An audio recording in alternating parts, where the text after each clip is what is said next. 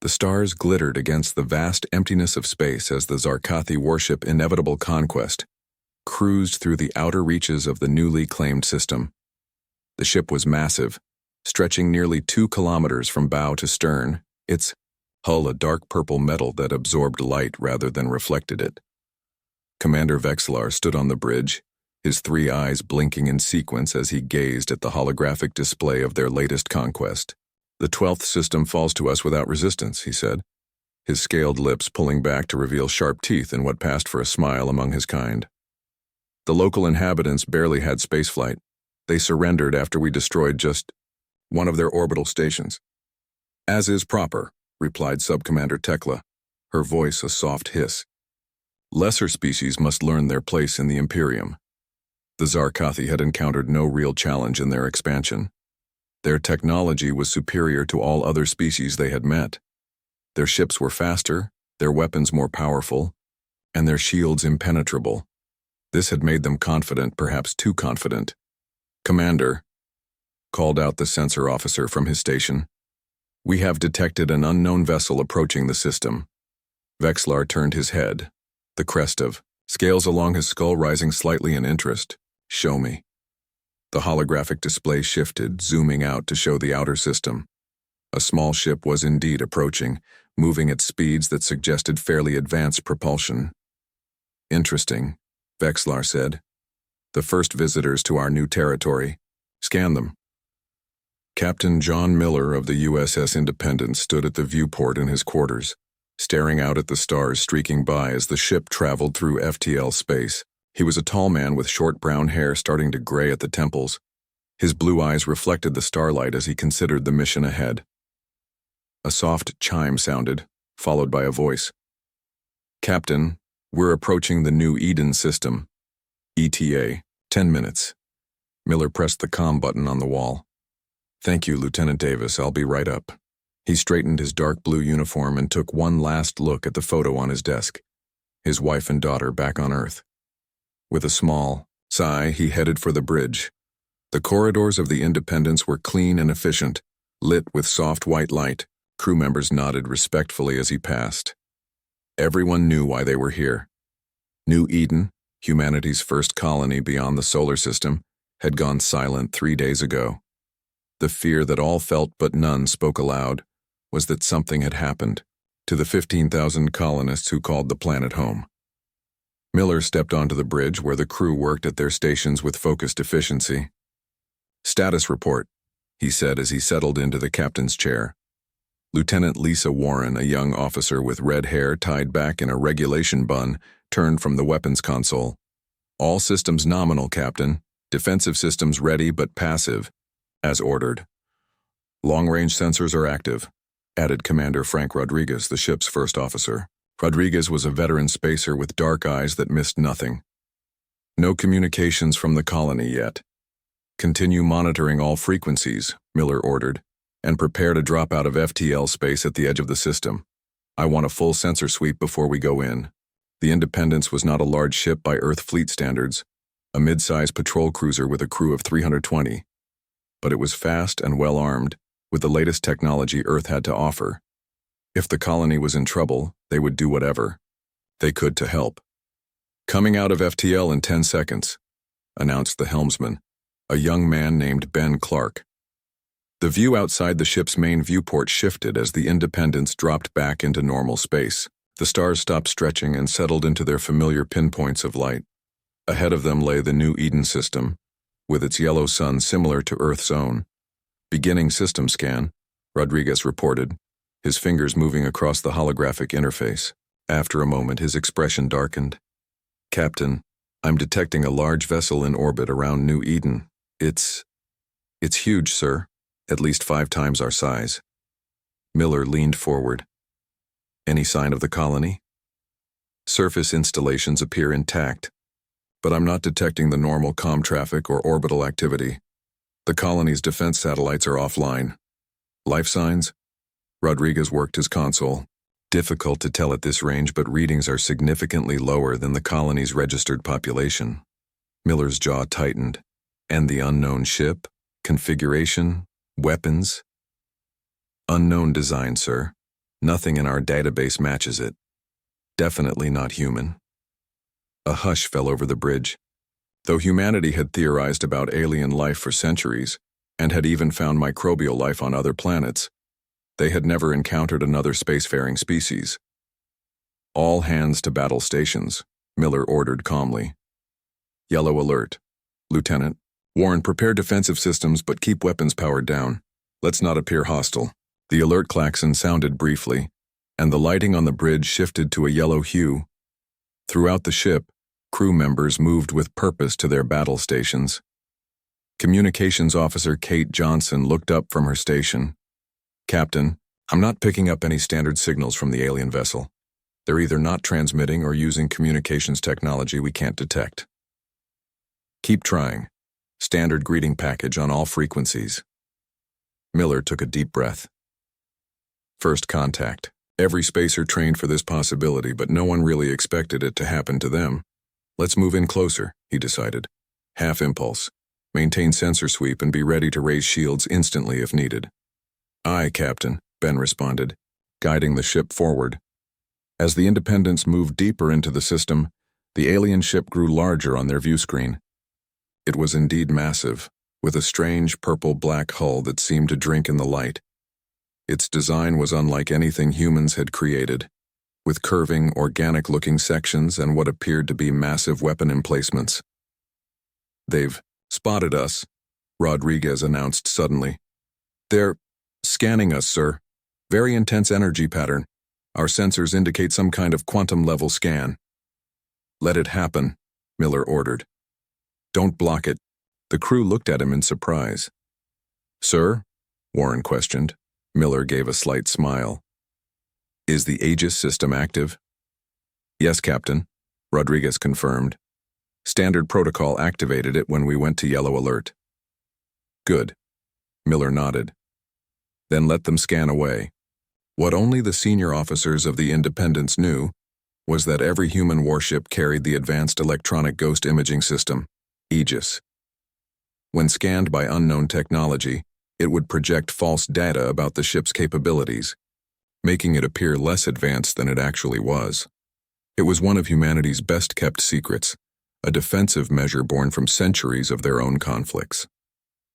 The bridge fell silent as the alien scan washed over them. What the humans couldn't know was that on the bridge of the inevitable conquest, Commander Vexlar was already planning how to add human slaves to the Zarkathi labor pools after what appeared to be an easy victory against a primitive species. It would prove to be the first of many miscalculations. On the bridge of the inevitable conquest, Commander Vexlar watched with growing interest as the scan results of the human vessel appeared on the holographic display. The soft purple light illuminated his scaled face as he studied the data. Analysis, he ordered to his science officer. The vessel appears to be of primitive design, Commander, reported Science Officer Mektar. His clawed fingers moved across the control surface as he spoke. They use a basic nuclear fusion drive for propulsion. Their hull is primarily composed of titanium alloys with some carbon composites. Minimal shielding capabilities. Weapons? Vexlar asked, his head crest raising slightly. Simple projectile weapons. They call them railguns, and what appear to be nuclear-tipped missiles. Nothing that could penetrate our defensive shields. Mektar paused, looking at another reading. They have a crew of approximately 300, all biological life forms. Vexlar made a sound that might have been a laugh. So primitive. They still send living beings into space rather than using proper drone ships. He turned to his tactical officer. Weapon status? All systems fully charged, Commander. Disruptor arrays locked on their propulsion and weapon systems. Excellent. Vexlar settled back in his command chair. Broadcast our standard surrender. Demands. When they comply, prepare boarding parties. I want samples of their technology and some specimens for the Biological Research Division. As you command, the communications officer replied. Aboard the Independence, Captain Miller and his crew watched the alien vessel closely as it completed its scan. The scan has ended, Captain, reported Commander Rodriguez. Aegis systems functioned perfectly, They only saw what we wanted them to see. Good, Miller nodded. What about their ship? What did we learn? Rodriguez studied his display. Their hull is composed of a material we've never encountered before. Some kind of metal crystal matrix. Energy readings are off the charts compared to our own systems. They're using a power source that doesn't match anything in our database. Weapons? Hard to tell exactly, but they have multiple energy weapon emplacements. The power signatures suggest they could do significant damage even to a shielded vessel. Miller absorbed this information with a grim expression. So they outgun us. In conventional terms, yes, sir. Lieutenant Warren spoke up from her station. Captain, I've completed analysis of their scan pattern. It was incredibly thorough, quantum level. If not for Aegis, they would know everything. About us, down to the quantum signature of our drive core. Which means they think they know everything about us, Miller said, a slight smile forming. Good. What's their current status? They appear to be maintaining position. No signs of powering weapons yet. Communications Officer Kate Johnson suddenly straightened at her console. Captain, we're receiving a transmission from the alien vessel. Audio and visual. Miller straightened his uniform. On screen. The main view screen shifted to show the interior of the alien vessel. In the center stood a tall, reptilian being with purple-black scales and 3 yellow eyes arranged in a triangle.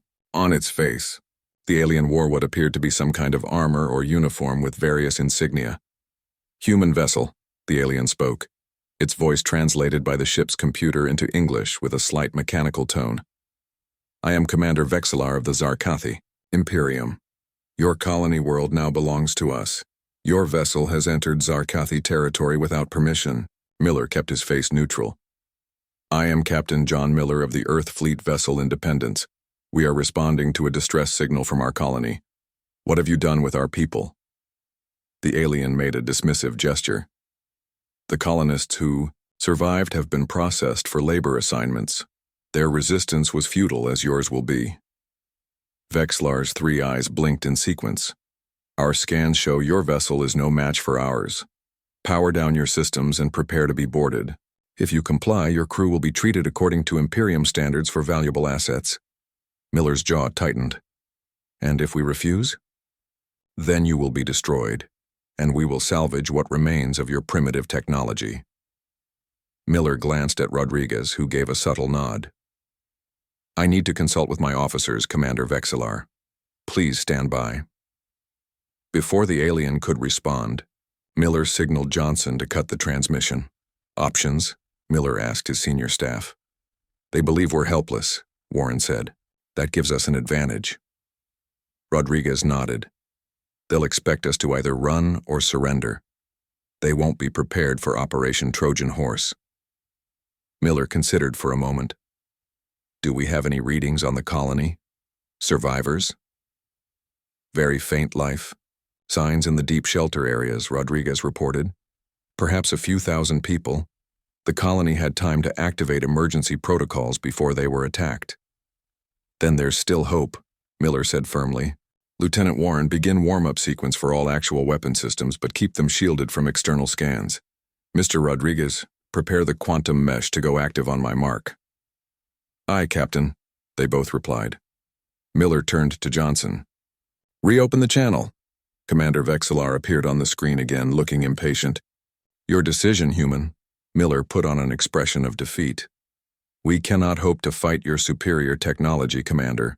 We will power down our main systems and prepare for boarding. The alien's mouth formed what might have been a smile, revealing sharp teeth. A wise decision. Perhaps you humans are intelligent after all. Remain in position and prepare to receive boarding parties. The transmission ended. Now we act, Miller said immediately. Ms. Warren, power down all systems that align. With their scan results, make it look good. I want their sensors to register a full shutdown.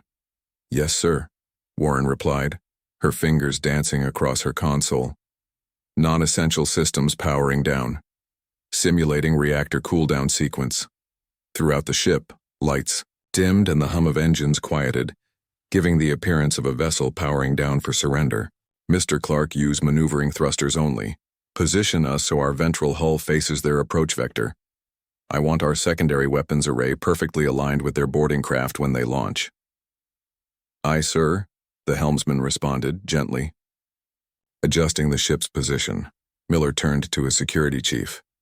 Mr. Garcia, prepare defense teams at all potential boarding points. Non-lethal measures first.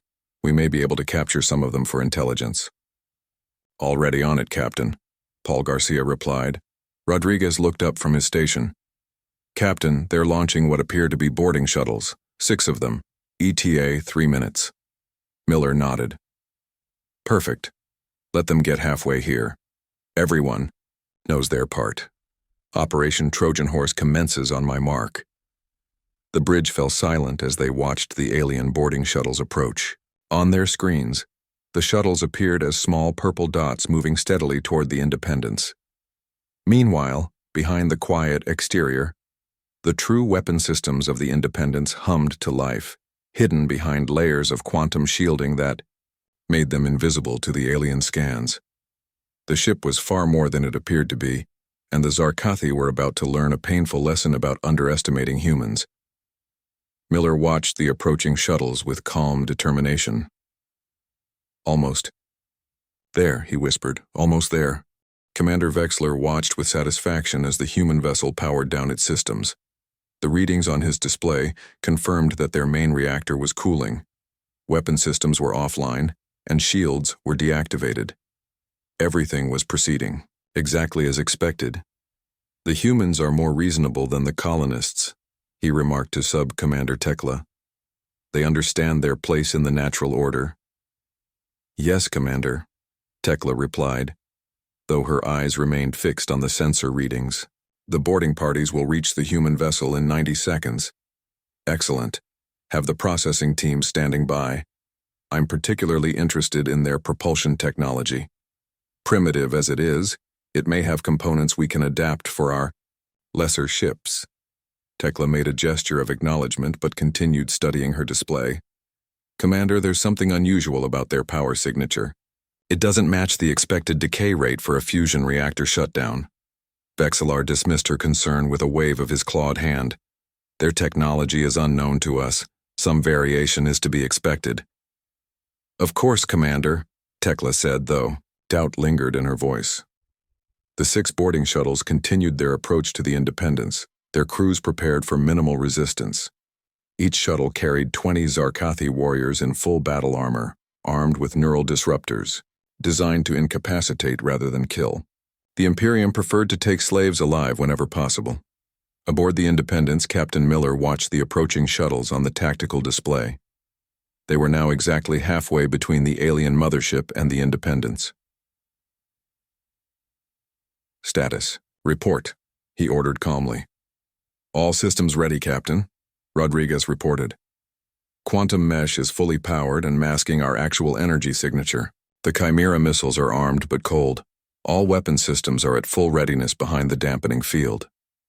Boarding parties are in position, added Security Chief Garcia. Defense teams are ready at all potential entry points. Miller nodded. Lieutenant Warren, what's our weapons lock status? Full targeting solutions on all 6 shuttles and predetermined weak points on the main vessel, Warren replied. The alien ship appears to have concentrated its shields toward its forward section. They're not expecting an attack from a surrendered vessel. Communications? Kate Johnson looked up from her station. All channels clear, Captain. I've prepped our universal translator with what we've learned of their language patterns. We should be able to communicate more precisely now. Miller took a deep breath. It was time. All right. Begin Operation Trojan Horse. Drop the energy dampening field and bring all true systems online on my mark. He paused, watching the alien shuttles grow closer on the display. 3, 2, 1. Mark. Throughout the Independence, hidden systems sprang to life. Panels slid open on the hull to reveal advanced weapon ports that had been invisible to the alien scans. The ship's true power signature, masked until now by the quantum mesh technology, suddenly flared to life. What had appeared to be a simple fusion reactor was actually a controlled antimatter power core. generating energy levels far beyond what the aliens had detected. Energy dampening field down, Rodriguez announced. True power signature now visible to enemy sensors. Weapons hot, Warren added. Targeting confirmed on all shuttles and designated points on the alien vessel. On the bridge of the inevitable conquest, alarms suddenly blared. Vexlar jumped from his seat as the displays showed a massive energy spike from the supposedly surrendered human ship. "What is happening?" he demanded. "Commander," the sensor officer cried out. "The human vessel, it's not what we thought. New energy readings are off the scale. They have weapon systems that weren't visible in our scans." "Impossible," Vexlar hissed. "Recall the boarding shuttles immediately. Raise shields to maximum." But it was already too late. "Fire," Miller ordered calmly. The Independence unleashed its first volley. Not the primitive railguns and nuclear missiles the Zarkathi had expected, but advanced quantum phase disruptors that fired streams of accelerated particles designed to bypass conventional shields. 6 precise beams lanced out from the human vessel, each striking a boarding shuttle with perfect accuracy. The shuttles didn't explode, they simply stopped, their propulsion and life support systems completely shut down by the disruptor beams. They now drifted helplessly in space, their crews alive but unable to escape or fight back. "Shuttles neutralized, Captain," Warren reported. "No life signs lost." Miller nodded. "Good. Now target their main vessel's propulsion system. Low power, focused beams. I want to disable, not destroy." "Aye, Captain." The Independence fired again, this time aiming at specific points on the alien warship. The beams struck with surgical precision, slicing through the shields as if they weren't there. On the Zarkathi vessel, Vexlar clutched his command chair as the ship shuddered under the attack. "Shields had no effect," the tactical officer shouted, in disbelief. "They're using some kind of phase-shifted energy weapon that our defenses can't block. Main propulsion is failing," another officer reported. "They've somehow targeted exactly the right junctions in our drive system." "Return fire," Vexlar ordered, his voice rising with anger and fear. "All weapons." The massive alien ship fired its main disruptor arrays, sending brilliant purple energy beams toward the Independence. But the human ship was already moving, its true engines showing speed and maneuverability far beyond what the scans had suggested. "Evasive pattern Delta," Miller commanded as the alien weapons fire approached. "Mr. Clark, keep us moving. Lieutenant Warren, deploy quantum shields." The helmsman's hands flew across his controls, and the Independence rolled and spun with impossible grace for a vessel its size. Most of the alien fire missed completely, and what did hit was absorbed by shimmering blue-white shields that appeared around the ship. Shields far more advanced than the basic defenses the Zarkathi had detected in their scans. "Minimal shield. Drain," Rodriguez reported. "Their weapons are powerful, but our quantum shields are diffusing the energy effectively." Miller nodded. "Continue targeting their weapons and propulsion. I want that ship dead in space, but minimize crew casualties." The Independence continued its attack, dancing around the larger alien vessel and striking with precision. Each hit disabled another system on the inevitable conquest, gradually reducing the mighty warship to a powerless hulk. Inside the alien vessel, chaos reigned. Consoles exploded, emergency lighting flickered, and the once confident crew now scrambled to respond to a situation they had never imagined possible. "How is this happening?" Vexlar demanded, his voice a mix of rage and disbelief. "Their scan results were false," Tekla realized suddenly. "They wanted us to underestimate them. They have technology that can mask their true capabilities from our scans." "Impossible. No species has such technology." "This one does," Tekla said grimly, "and we have made a terrible mistake in attacking them." As if to emphasize her point, another precision strike from the Independence knocked out the Zarkathi ship's main power, leaving them drifting and vulnerable. Back on the Independence, Miller stood from his chair. "Cease fire," he ordered. "Let's see if they're ready to talk now." The sudden silence as the weapon stopped was almost as shocking as the battle had been. The crew of the Independence watched the disabled alien ship on their view screen, waiting. "Open," A channel, Miller said to Johnson. I think it's time Commander Vexlar and I had another conversation. The bridge of the inevitable conquest was dim, lit only by emergency lighting and the occasional spark from damaged systems. Commander Vexlar stood among the wreckage of what had been the pride of the Zarkathi fleet. Smoke filled the air and the moans of injured crew members echoed through the vast chamber.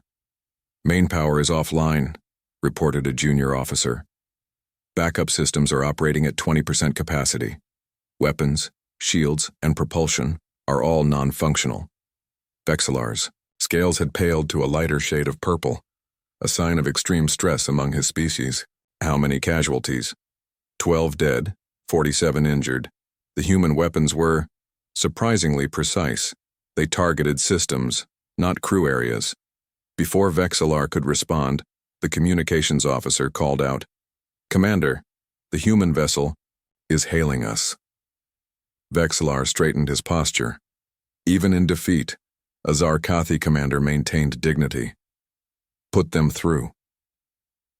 The main view screen flickered to life, showing Captain Miller standing on the intact bridge of the Independence. The contrast between the two command centers could not have been more stark.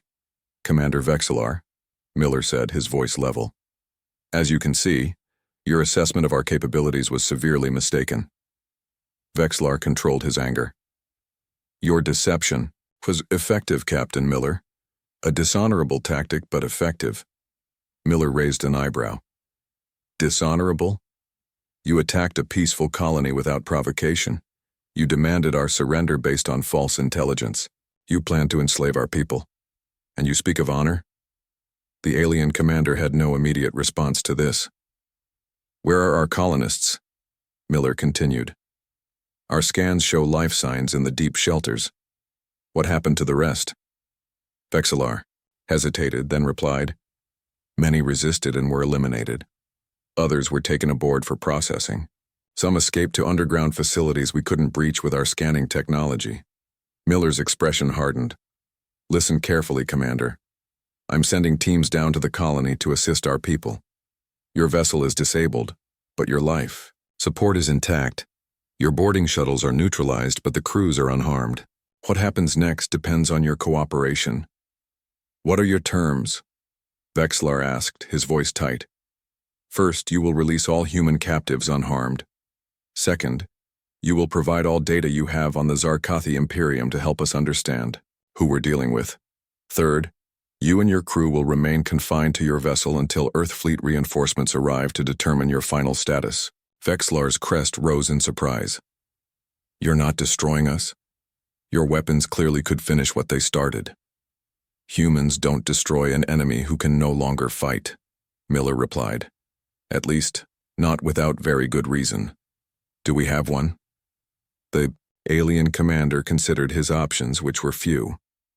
We will comply with your terms, Captain. But know this, the Imperium will not take this defeat lightly. There are many more ships, much larger than mine. Miller nodded. Perhaps. But now they'll know what they're really facing, won't they? No more surprises based on false scan data. The communication ended, leaving Vexlar to contemplate the new reality his encounter had created. On the Independence, Miller turned to his officers. Mr. Rodriguez, prepare rescue teams for the colony. Coordinate with Mr. Garcia for security. We don't know if there are any Zarkathi forces still on the ground. Yes, Captain, Rodriguez replied. Lieutenant Warren, maintain weapons lock on. The alien vessel. I don't trust them completely yet. Warren nodded. Targeting solutions maintained, sir. Communications Officer Johnson, send a priority message to Earth Fleet Command. Include all data we've gathered on the Zarkathi and request immediate reinforcements. Already composing the message, Captain, Johnson confirmed. Miller sat back in his chair, allowing himself a moment of relief.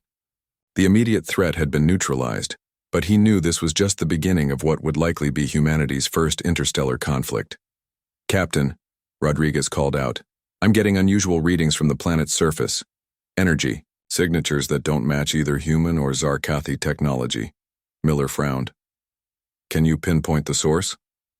Near the main colony center. It appears to be coming from underground, possibly from the deep shelters. Put together a landing party. I'll lead it myself, Miller decided. We need to see what's happening down there. Sir, protocol states the captain should remain, Rodriguez began. I know the protocols, Commander. Miller cut him off. But this is first contact with a hostile alien species. And now there's something else happening on our colony world. This situation requires direct command presence. Rodriguez knew better than to argue further. Yes, sir. I'll have a shuttle ready in 10 minutes. Lieutenant Warren, you have the bridge while we're planetside. Keep the Independence at battle stations. If that alien ship so much as powers up a coffee maker, I want to know about it. Understood, Captain, Warren replied with a slight smile at his choice of words. 30 minutes later, Miller led a team of 12 crew members to the surface of New Eden. They landed their shuttle in what had once been the colony's main plaza, now scarred by weapons fire and scattered with debris. The buildings around them showed signs of battle with blackened walls and shattered windows. Life signs? Miller asked the team's science officer, who was scanning with a handheld device. Multiple readings from the shelter complex, sir. Approximately 2,000 human signatures. Miller nodded grimly. The colony had housed 15,000 people. And the unusual energy signature? This way, sir, the officer said, pointing toward the colony's administration building. Below ground level. The team moved cautiously through the damaged streets. There were no bodies visible. The Zarkathi had apparently removed their dead and any human casualties as well. The silence was eerie after the chaos of battle. At the administration building, they found the doors forced open. Inside, the reception area was largely intact, though desks and chairs had been overturned during what appeared to be a hasty evacuation. The shelter access should be through here, Miller said, leading them toward a reinforced door at the back of the building. It was slightly ajar, its locking mechanism destroyed by what looked like precision cutting tools. They descended a long stairway that led deep underground. The emergency lighting was still functioning, casting everything in a soft blue glow. As they reached the bottom, they found themselves facing another door, this one intact and sealed. Colonial Defense Force, Miller called out, pressing the intercom button beside the door. This is Captain John Miller of the Earth Fleet vessel Independence. We've neutralized the alien threat and are here to assist. There was a long pause. Then a voice replied, Verify identity, Captain. Miller pressed his palm to the security scanner beside the intercom. After a moment, there was a series of heavy clunks as the door's locking mechanism disengaged. The massive door swung open to reveal a large underground chamber filled with colonists. Men, women, and children looked up with expressions ranging from fear to hope. But what caught Miller's attention immediately was the object in the center of the room, a device of clearly alien design, but not Zarkathi in appearance. It pulsed with a soft blue light, similar to but distinct from the quantum shields of the Independence. A middle-aged man with a colonial security uniform and a bandaged arm stepped forward. Captain Miller, he said, extending his hand. I'm security, Chief Alan Foster. Thank God you came. We have quite a situation here. Miller shook his hand, but his eyes remained on the strange device. What is that, Chief Foster? And where did it come from? Foster's expression was grim. That, Captain, is why the Zarkathi attacked us in the first place. And I think it's also what saved many of us from being captured. He lowered his voice. We found it 3 weeks ago during a mining operation. And Captain, it wasn't made by humans or Zarkathi. There's someone else out there, someone who might be on our side. Captain Miller stared at the strange device pulsing with blue light in the center of the underground shelter. Its design was unlike anything he had ever seen. Smooth, almost organic curves with intricate patterns that seemed to shift slightly as he watched. It stood about 2 meters tall and emitted a soft humming sound just at the edge of hearing. When did you find this? Miller asked Security Chief Foster. 3 weeks ago, Foster replied. A mining team was expanding one of the resource tunnels when they broke through into what appeared to be an artificial chamber. This device was inside along with some other artifacts we couldn't identify. Miller circled the device cautiously. And you believe the Zarkathi attacked because of this? Foster nodded. They arrived just 2 days after we reported the find to Earth. Their first communication specifically demanded we turn over the Luminant device and all related artifacts. The Luminant, Miller repeated. That's what they called it? Yes. They seemed almost desperate to get it. Foster lowered his voice. When the attack began, we moved it here to the deepest shelter. That's when something strange happened. The device activated on its own and created some kind of energy field. Our sensors couldn't penetrate it, and apparently, neither could the Zarkathis. That's why they couldn't find everyone. About 2,000 of us were shielded by whatever this thing does. Miller's communication device beeped. He answered to hear Lieutenant Warren's voice. Captain, we're detecting communication between the Zarkathi vessel and somewhere beyond this system. It's encrypted, but the quantum pattern suggests it's a distress signal. Understood, Miller replied. Keep monitoring and prepare for possible hostiles. We'll return to the ship shortly. He turned back to Foster. We need to evacuate as many colonists as possible to the Independence, and we need to take this device with us. Foster looked concerned. Is that safe? We don't know exactly what it does. It's safer than leaving it here if more Zarkathi ships are coming, Miller said firmly. Gather your people and essential supplies. We'll begin evacuation immediately. Within an hour, shuttles from the Independence were ferrying colonists up to the ship. Engineers carefully removed the mysterious device from the shelter and secured it in a containment field for transport. Back on the bridge of the Independence, Miller studied the data from the Zarkathi ship's transmission. They've definitely called for reinforcements, Rodriguez confirmed. Based on the signal strength and direction, I'd estimate the nearest Zarkathi vessel could arrive within 48 hours. That doesn't give us much time, Miller said. Status of the evacuation? We've brought aboard 800 colonists so far. At current rates, we can get everyone up here within 10 hours. But Captain, we're not designed to carry 3,000 people. Life support will be strained and there's barely room for everyone. Miller nodded grimly. They'll have to manage until fleet reinforcements arrive. What about our guests? The Zarkathi vessel remains powered down. We've transferred their wounded to our medical bay under guard. Commander Vexlar has provided the data we requested about the Imperium. And the device? Secured in Cargo Bay 3 with a science team monitoring it. So far it's remained stable, but they report unusual quantum fluctuations in its energy field. The communications officer interrupted. Captain, we're receiving a transmission. It's not from the Zarkathi ship, and it's not on any Earth fleet frequency. Miller straightened. Source? Unknown, sir. The signal seems to be coming from everywhere at once. On screen. The main view screen flickered, then showed an image that made everyone on the bridge gasp. The being that appeared was humanoid, but clearly not human. Its skin was a pale blue, almost translucent, with faint luminous patterns beneath the surface that resembled the markings on the device they had found. The alien had large almond-shaped eyes that glowed with the same blue light as the device. Greetings, humans of Earth vessel, the alien spoke, its voice melodious and somehow calming. I am Sentinel Alara of the Luminary Collective. I see you have recovered our beacon.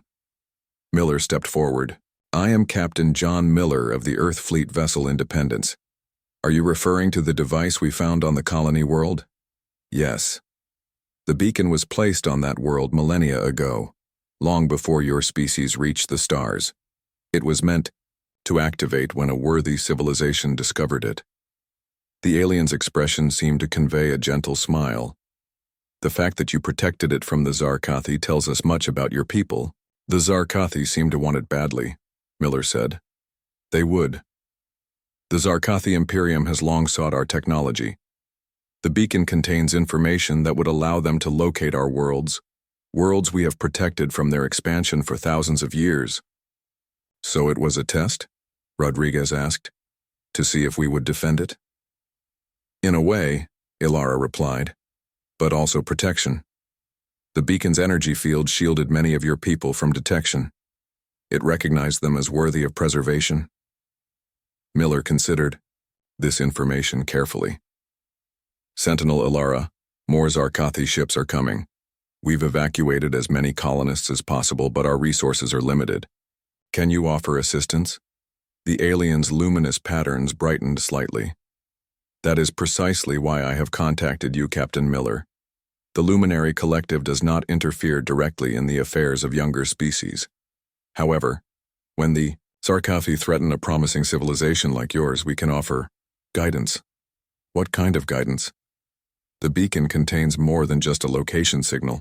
It also holds technical data, specifications for defensive systems far beyond what you currently possess, but which your scientists could implement quickly with the right instructions.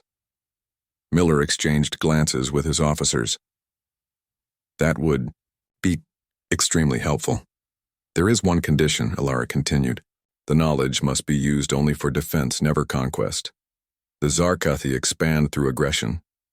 We have observed your response. Precise, measured, avoiding unnecessary casualties even among your enemies. This suggests you may be different. We desire peaceful exploration, not conquest, Miller assured her. But we will defend ourselves when necessary. Alara nodded. Then access to the beacon's data core is granted. Your scientists will find the interface intuitive. Use it wisely, humans of Earth. The alien's expression became more serious.